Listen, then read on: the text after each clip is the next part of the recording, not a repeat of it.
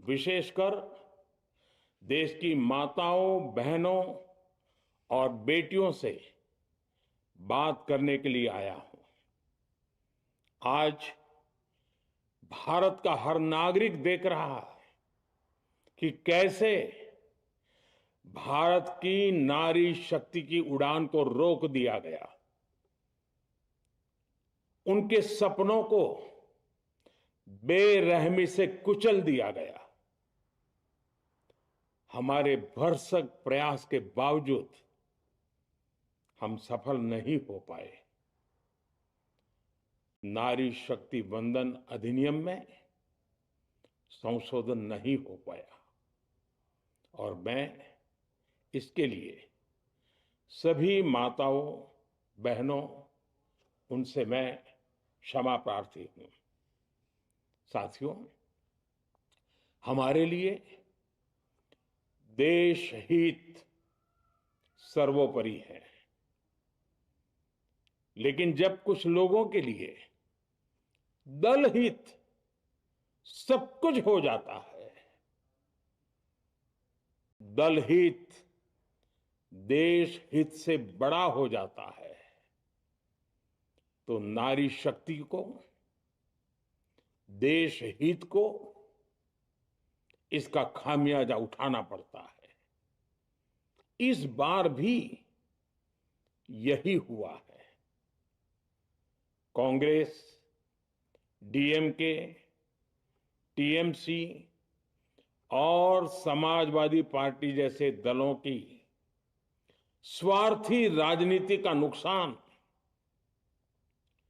देश की नारी शक्ति को उठाना पड़ा है। साथियों, कल देश की करोड़ों महिलाओं की नजर संसद पर थी। देश की नारी शक्ति देख रही थी। मुझे भी ये देखकर बहुत दुख हुआ कि जब ये नारी हित का प्रस्ताव गिरा तो कांग्रेस, डीएमके, टीएमसी, सपा जैसी परिवारवादी पार्टियां खुशी से तालियां बजा रही थी। महिलाओं से उनके अधिकार छीनकर ये लोग मेजें थपथपा रहे थे। उन्होंने जो किया वो केवल टेबल पर थाप नहीं थी, वो नारी के स्वाभिमान पर, उसके आत्मसम्मान पर चोट थी। और नारी सब भूल जाती है, अपना अपमान कभी नहीं भूलती। इसलिए संसद में कांग्रेस और उसके सहयोगियों के उन सबके व्यवहार की कसक हर नारी के मन में हमेशा रहेगी। देश की नारी जब भी अपने क्षेत्र में इन नेताओं को देखेगी तो वो याद करेगी कि इन्हीं लोगों ने संसद में महिला आरक्षण को रोकने का जश्न मनाया था, खुशियां मनाई थी। कल संसद में नारी शक्ति वंदन संशोधन का जिन भी दलों ने विरोध किया है, उनसे मैं दो टूक कहूंगा। ये लोग नारी शक्ति को फॉर ग्रांटेड ले रहे हैं। वो ये भूल रहे हैं कि 21वीं सदी की नारी देश की हर घटना पर नजर रख रही है। वो उनकी मंशा भांप रही है और सच्चाई भी भली भांति जान चुकी है। इसलिए महिला आरक्षण विरोध करके जो पाप विपक्ष ने किया है, इसकी उन्हें सजा जरूर मिलेगी। इन दलों ने संविधान निर्माताओं की भावनाओं का भी अपमान किया है और जनता द्वारा इसकी सजा से भी वो बच नहीं पाएंगे।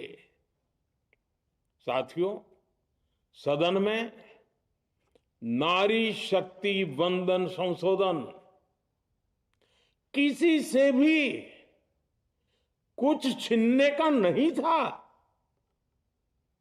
नारी शक्ति वंदन संशोधन हर किसी को कुछ न कुछ देने का था,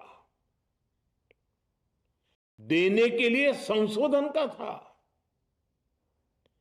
ये 40 साल से लटके हुए नारी के हक को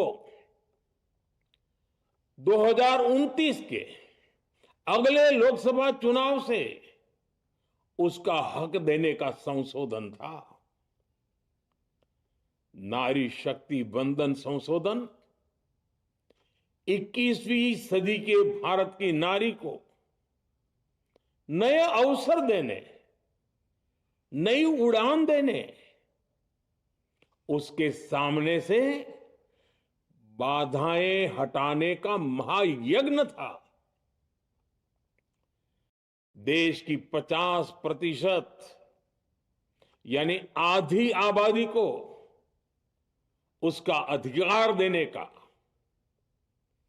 साफ नियत के साथ, ईमानदारी के साथ किया गया एक पवित्र प्रयास था।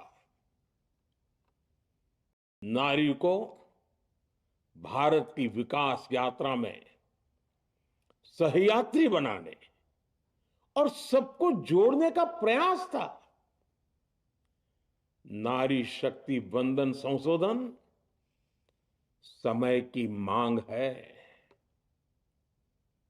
नारी शक्ति वंदन संशोधन उत्तर, दक्षिण, पूर्व, पश्चिम सभी राज्यों की, हर राज्य की शक्ति में समान वृद्धि का प्रयास था। ये संसद में सभी राज्यों की आवाज को अधिक शक्ति देने का प्रयास था। राज्य छोटा हो, राज्य बड़ा हो, राज्य की आबादी कम हो या राज्य की आबादी ज्यादा हो, सबकी समान अनुपात में शक्ति बढ़ाने की कोशिश थी। लेकिन इस ईमानदार प्रयास की कांग्रेस और उसके सहयोगियों ने सदन में पूरे देश के सामने भ्रूण हत्या कर दी है, भ्रूण हत्या कर दी है। ये Congress, TMC, Samajwadi party, DMK जैसे दल इस भ्रूण हत्या के गुनहगार हैं। ये देश के संविधान के अपराधी हैं। ये देश की नारी शक्ति के अपराधी हैं। साथियों, कांग्रेस महिला आरक्षण के विषय से ही नफरत करती है। उसने हमेशा से ही महिला आरक्षण को रोकने के लिए षड्यंत्र किए हैं। इस दिशा में पहले जितनी बार भी प्रयास हुए, हर बार कांग्रेस ने इसमें रोड़े अटकाए हैं। इस बार भी कांग्रेस और उसके साथियों ने महिला आरक्षण को रोकने के लिए एक के बाद एक नए झूठ का सहारा लिया। कभी संख्या को लेकर, कभी किसी और तरीके से कांग्रेस और उसके साथियों ने देश को गुमराह करने की कोशिश की। ऐसा करके इन दलों ने भारत की नारी शक्ति के सामने अपना असली चेहरा सामने ला दिया है, अपना मुखौटा उतार दिया है। साथियों, मुझे व्यक्तिगत तौर पर आशा थी कि कांग्रेस अपनी दशकों पुरानी गलती सुधारेगी। कांग्रेस अपने पापों का प्रायश्चित करेगी। लेकिन कांग्रेस ने इतिहास रचने का, महिलाओं के पक्ष में खड़े होने का अवसर खो दिया। कांग्रेस खुद देश के अधिकांश हिस्सों में अपना वजूद खो चुकी है। कांग्रेस परजीवी की तरह क्षेत्रीय दलों की पीठ पर सवार होकर खुद को जिंदा रखे हुए है। लेकिन कांग्रेस ये भी नहीं चाहती कि क्षेत्रीय दलों की ताकत बढ़े। इसलिए कांग्रेस ने इस संशोधन का विरोध करवाकर अनेक क्षेत्रीय दलों के भविष्य को अंधकार में धकेलने का राजनीतिक षड्यंत्र किया है।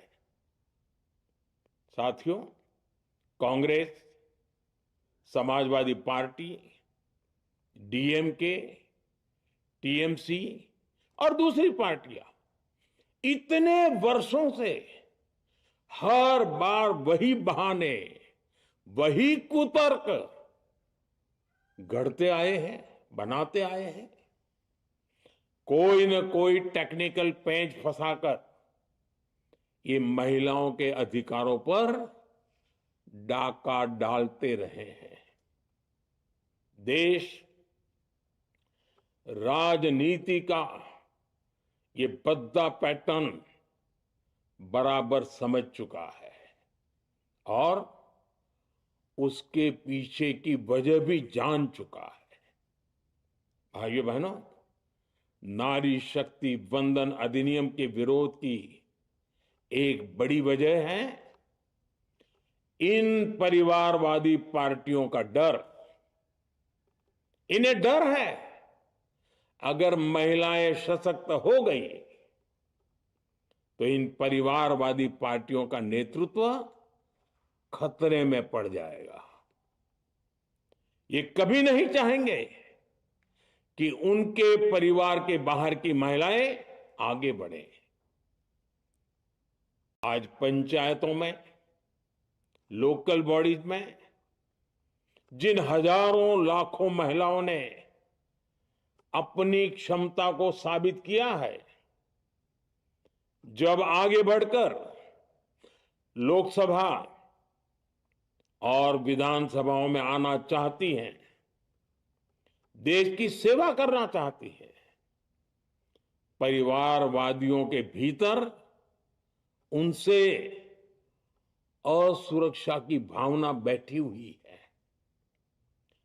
परिसीमन के बाद महिलाओं के लिए कहीं ज्यादा सीटें होगी, महिलाओं का कद बढ़ेगा। इसलिए इन लोगों ने नारी शक्ति वंदन संशोधन का विरोध किया है। देश की नारी शक्ति कांग्रेस और उसके सहयोगियों को इस पाप के लिए कभी माफ नहीं करेगी। मेरे प्रिय देशवासियों, कांग्रेस और उसके साथी दल डिलिमिटेशन पर लगातार झूठ बोल रहे हैं। ये इस बहाने विभाजन की आग को सुलगाना चाहते हैं, क्योंकि बांटो और राज करो, कांग्रेस ये पॉलिटिक्स अंग्रेजों से विरासत में सीख कर आई है और कांग्रेस आज भी उसी के सहारे चल रही है। कांग्रेस ने हमेशा देश में दरार पैदा करने वाली भावनाओं को हवा दी है। इसलिए यह झूठ फैलाया गया कि डीलिमिटेशन यानी परिसीमन से कुछ राज्यों को नुकसान होगा, जबकि सरकार ने पहले दिन से स्पष्ट किया है कि न किसी राज्य की भागीदारी का अनुपात बदलेगा, न किसी का रिप्रेजेंटेशन कम होगा, बल्कि सभी राज्यों की सीटें समान अनुपात में ही बढ़ेगी। फिर भी कांग्रेस, डीएमके, टीएमसी और समाजवादी पार्टी जैसे दल इसे मानने को तैयार नहीं हुए। साथियों, ये संशोधन बिल सभी दलों और सभी राज्यों के लिए एक मौका था, एक अवसर था। ये बिल पास होता तो तमिलनाडु, बंगाल, यूपी, केरला हर राज्य की सीटें बढ़ती, लेकिन अपनी स्वार्थी राजनीति की वजह से इन दलों ने अपने राज्यों के लोगों को भी धोखा दे दिया। जैसे कि डीएमके के पास मौका था कि वो और ज्यादा तमिल लोगों को सांसद विधायक बना सकती थी, तमिलनाडु की आवाज और मजबूत कर सकती थी, लेकिन उसने वो मौका खो दिया। टीएमसी के पास भी बंगाल के लोगों को आगे बढ़ाने का मौका था, लेकिन टीएमसी ने भी ये मौका गंवा दिया। समाजवादी पार्टी के पास भी मौका था कि वो महिला विरोधी छवि होने के दाग को कुछ कम कर सके, लेकिन सपा भी इसमें चूक गई। समाजवादी पार्टी लोहिया जी को तो पहले ही भूल चुकी है। सपा ने नारी शक्ति वंदन संशोधन का विरोध करके लोहिया जी के सारे सपनों को पैरों तले रौंद दिया है। सपा महिला आरक्षण विरोधी है, ये यूपी की और देश की महिलाएं कभी नहीं भूलेगी। साथियों, महिलाओं के आरक्षण का विरोध करके कांग्रेस ने फिर एक बात सिद्ध कर दी है। कांग्रेस एक एंटी रिफॉर्म पार्टी है। 21वीं सदी के विकसित भारत के लिए जो भी निर्णय, जो भी रिफॉर्म जरूरी है, जो भी निर्णय देश ले रहा है, कांग्रेस उन सब का विरोध करती है, उसे खारिज कर देती है, उस काम के अंदर खलल डालती है। यही कांग्रेस का इतिहास है और यही कांग्रेस की नेगेटिव पॉलिटिक्स है। साथियों, ये वही कांग्रेस है जिसने जनधन, आधार, मोबाइल, स्त्री शक्ति का विरोध किया। कांग्रेस ने डिजिटल पेमेंट्स का विरोध किया। कांग्रेस ने जीएसटी का विरोध किया। कांग्रेस ने सामान्य वर्ग के गरीबों को आरक्षण का विरोध किया। कांग्रेस ने ट्रिपल तलाक के विरुद्ध कानून का विरोध किया। कांग्रेस ने आर्टिकल 370 हटाने का विरोध किया। हमारा संविधान, हमारे कोर्ट जिस यूनिफॉर्म सिविल कोड, समान नागरिक आचार संहिता को, यूसीसी को जरूरी बताते हैं, कांग्रेस उसका भी विरोध करती है। रिफॉर्म का नाम सुनते ही कांग्रेस विरोध की तख्ती लेकर दौड़ पड़ती है। ऐसा कोई भी काम जिससे देश मजबूत होता है, कांग्रेस उसमें बाधाएं खड़ी करने के लिए पूरी शक्ति लगा देती है। Congress one nation one election का विरोध करती है। कांग्रेस देश में घुसपैठियों को भगाने का विरोध करती है। कांग्रेस मतदाता सूची के शुद्धिकरण एसआईआर का विरोध करती है। कांग्रेस वक्फ बोर्ड में रिफॉर्म का विरोध करती है। साथियों, कांग्रेस ने शरणार्थियों को सुरक्षा देने वाले सीएए कानून तक का विरोध किया। इस पर झूठ बोलकर, अफवाहें फैलाकर देश में बवंडर खड़ा कर दिया।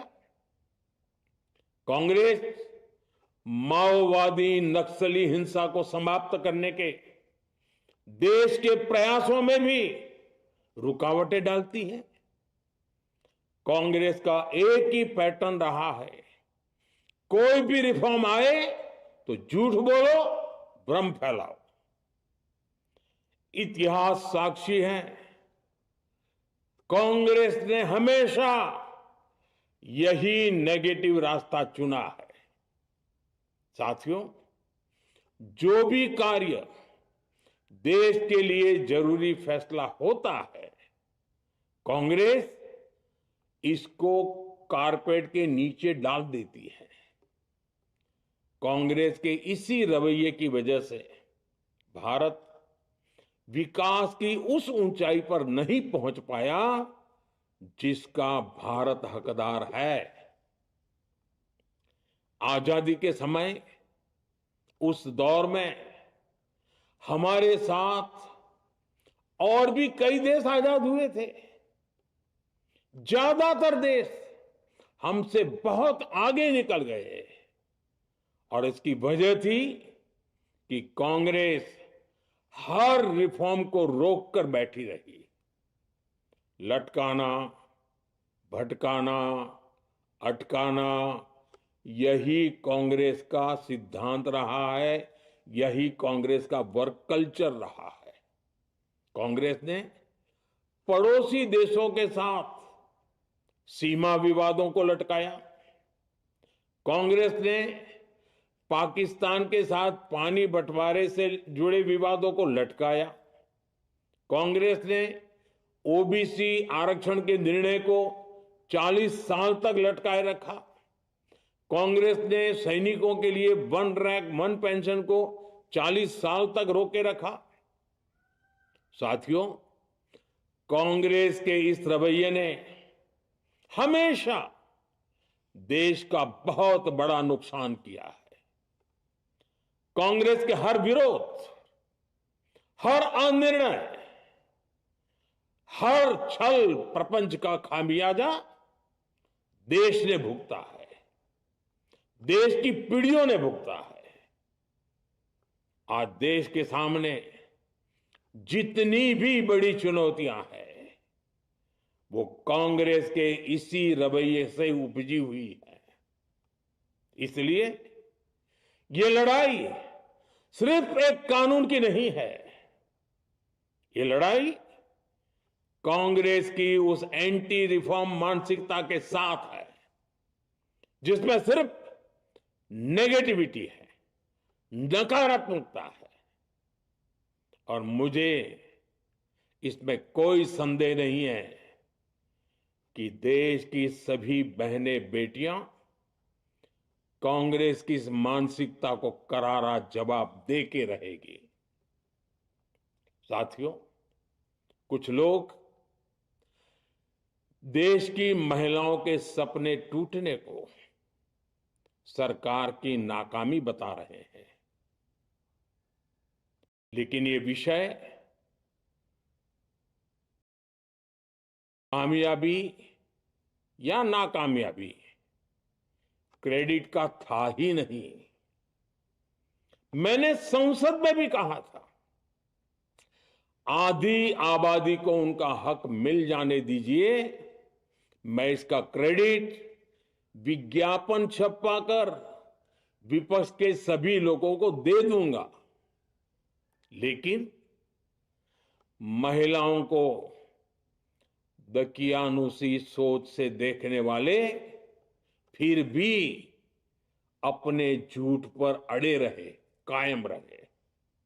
साथियों, नारी शक्ति को भागीदारी दिलाने की लड़ाई दशकों से चल रही है। वर्षों से मैं भी इसके लिए प्रयास करने वालों में से एक हूं। कितनी ही महिलाएं ये विषय मेरे सामने उठाती रही हैं।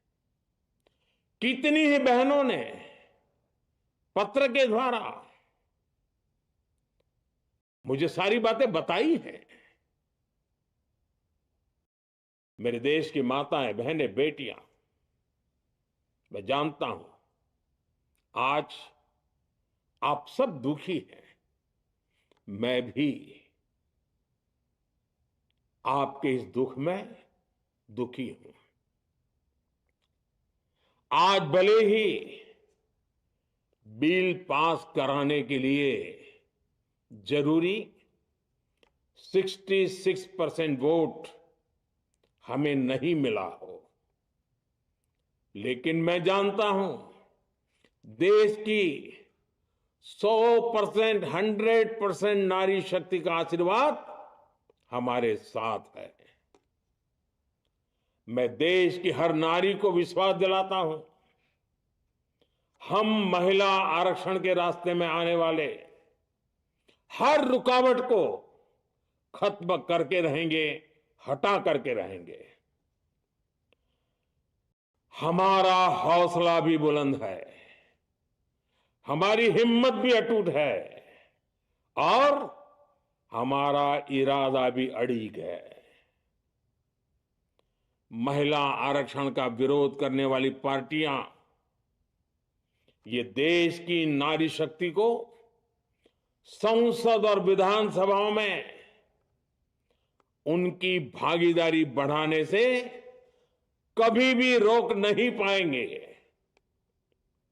सिर्फ वक्त का इंतजार है। नारी शक्ति के सशक्तिकरण का बीजेपी एनडीए का संकल्प अक्षुण्ण है। कल हमारे पास संख्या बल नहीं था, लेकिन इसका मतलब ये नहीं है कि हम हार गए। हमारा आत्मबल अजेय है। हमारा प्रयास रुकेगा नहीं, हमारा प्रयास थमेगा नहीं। हमारे पास आगे भी और मौके आएंगे। हमें आधी आबादी के सपनों के लिए, देश के भविष्य के लिए इस संकल्प को पूरा करना ही है। आप सबका बहुत बहुत धन्यवाद।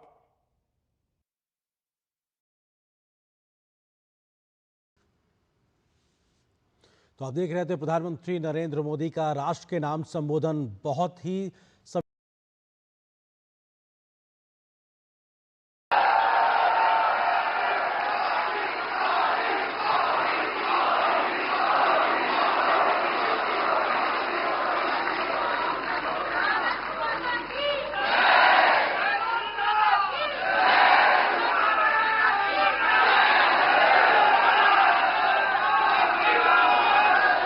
हमारे आत्मविश्वासी मुखर नए भारत के कहानीकार, हमारे डिजिटल कंटेंट क्रिएटर्स की प्रतिभा को सम्मान देने के लिए नेशनल क्रिएटर्स अवार्ड का मंच प्रदान करने के लिए, इस विजन को सामने लाने के लिए माननीय प्रधान